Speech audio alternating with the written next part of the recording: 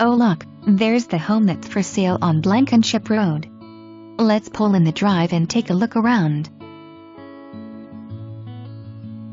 The blacktop driveway and cement pad in front of the attached garage is nice. The drought-resistant landscaping is just gorgeous.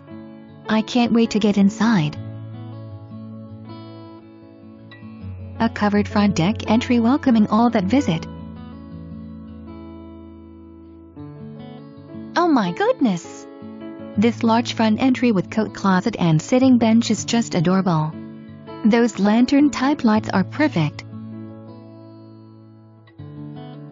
Wow! Look at all the space. Living, dining and kitchen are all connected. The cook can visit or watch TV while preparing meals. I just love the open concept this home offers. Vaulted ceilings really add to the spaciousness, and the ceiling fan is a great feature.